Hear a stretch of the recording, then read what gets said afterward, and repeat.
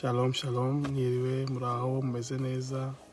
Imana ihabwe icyubahiro, ndabasuhuje mu izina rya Yesu. Shimira Imana ko iduhaye akandi kanya keza ko kuganira ku ijambo ry'Imana.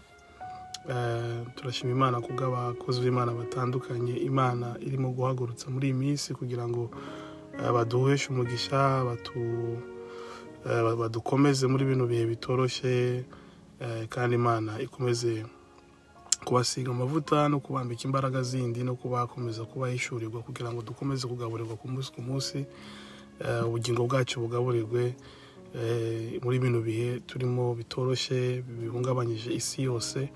Ariko Imana ishimwe ko turi mu bwami butanyeganyezwa, niko ijambo ry'Imana rivuga ngo dore ko turi mu bwami butanyeganyezwa ariko isi izahora inyeganyezwa. Bene data aho muherereye mumurikira uyu mwanya, nta gihe isi iteze kugira amahoro mvuga ubwo murayumva. Wenda tureka iby'intambara, igihugu cyatera ikindi, ariko icyo nshaka kuvuga hano ni amahoro mu mutima.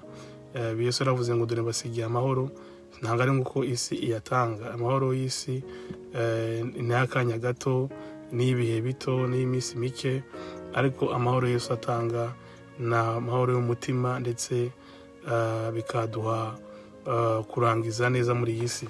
Itorero rya Kristo niryo ndimo ndabwira muri aka kanya. Reka mbabwire bwoko bw'Imana, isi irimo kugenda yegereza ku iherezo ryayo, kandi Bibiliya iratubwira ngo ubwo wa mubisha yayimanukiye ngo azi neza ko, ijambo riravuga ngo mu Byahishuwe 12 aravuga ngo isi gushije ishano kuko wa mubi yayimanukiye, ngo kandi ngo aje afite uburakari bwinshi kuko azi ko igihe cyari gitoya. Birika tubwira ngo mu ijuru ngo nibavuze impundu, ngo ariko isi igushije ishano. Nta mahoro mu isi ahari kuko hari umubisha, hari umwanzi utagaragarira amaso y'umubiri, ariko abafite amaso y'umwuka tubasha kumenya ko hari abandi banzi tugwana nabo batari ab'inyama n'amaraso. Niyo mpamvu iyi si idateze kugira amahoro. Uko twegereza rero kuri wa munsi wo kuza k'umwami wacu, isi irimo kugenda itakaza uburyohe, isi irimo kugenda itakaza kanovera yari isigaranye, kuko igituma isi ibura amahoro nuko wari wa mwanzi wayimanukiye. Kandi mu by'ukuri ikihesheje agahengwa muri bino bihe nuko abera tugihari, abana b'Imana bagihari, abana b'Imana bakiri mu isi, itorero rikiri mu isi. Rero turimo turegereza aho itorero rigiye kuzamuka, itorero rigiye gusanganira umukwe, aho umugeni agiye guhura n'umukwe, cyangwa se aho Kristo agiye guhura n'uwamwizeye, n'uwamwakiriye umutima nk'umwami n'umukiza w'ubugingo bwe. Abapfiriye muri bo bakazuka bakambara indi mibiri, abariho bagahindurirwa bakamusanganira mu bicu. Bene data, mugomba kumenya neza ko icyo gihe kirimo kiregereza, turimo turajya ku musozo, turimo turegereza. Niyo mpamvu mubona isi iri mu kaga gakomeye cyane. Kandi yarababwiye ejo bundi hariho n'ibindi biri imbere bigiye kuza kandi bikomeye. Ahiriwe abubatse ku rutare ari we Yesu. Rero mu kwezi wa gatatu twemo turavuga ku bumwe, ku kwezi kwa kane twinjiyemo turimo turavuga hejuru yo guca bugufi imbere y'Imana. Ingoma za kabiri igice cya 7:14 ngo bitiwe izina ryanjye iyo bahindukira bakava mu ngeso zabo mbi bagashaka mu maso yanjye, ngo nzahora ibicumuro byabo, mbakiza ibyaha byabo, ndetse bakirize n'igihugu. Reka mbabwire bene data, ibi bihe turimo Imana irashaka tuyigarukire, duce bugufi imbere yayo kugira ngo nayo igire ikintu ikoze mu gihe Kristo ataraza gutwara itorero.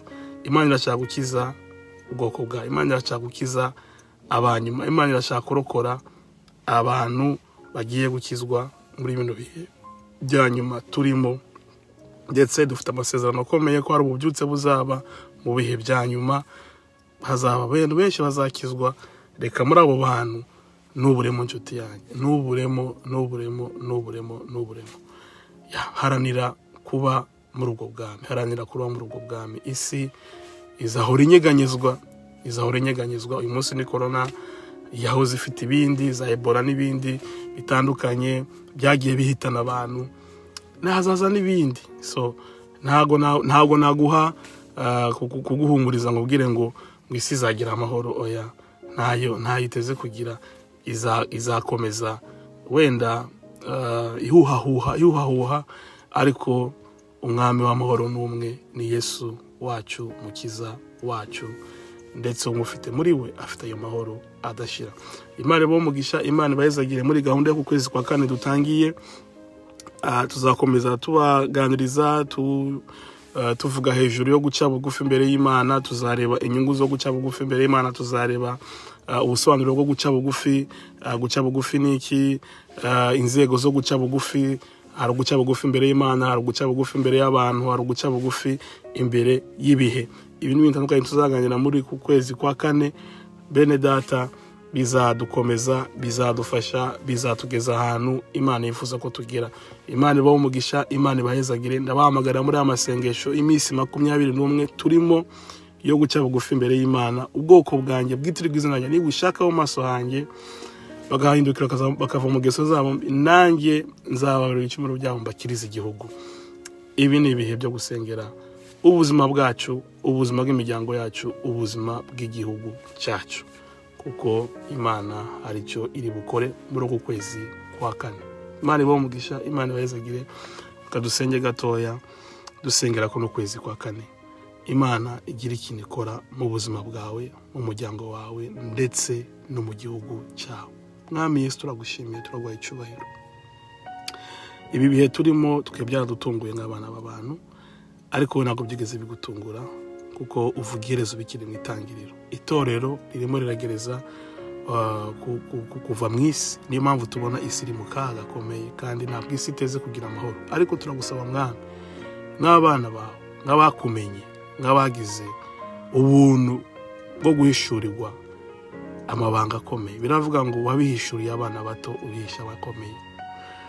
Reka Mwami uduhe guca bugufi muri iyi minsi turimo, imitima yongere kandi kugaruka kuri bo. Biravuga ngo dushaka Uwiteka bigishoboka ko abonwa, kuko hari igihe kizashoboka yuko utabonwa Mwami. Igihe cy'ubuntu turimo, reka imitima yacu Mwami kugarukire, reka ubuzima bwacu bugarukire muri bino bihe Mwami. Udukize, udukirize imiryango, ndetse udukirize igihugu. Urakoze Mwami, mu izina rya Yesu Kristo, amen. Yesu abahe umugisha, Yesu abahezagire.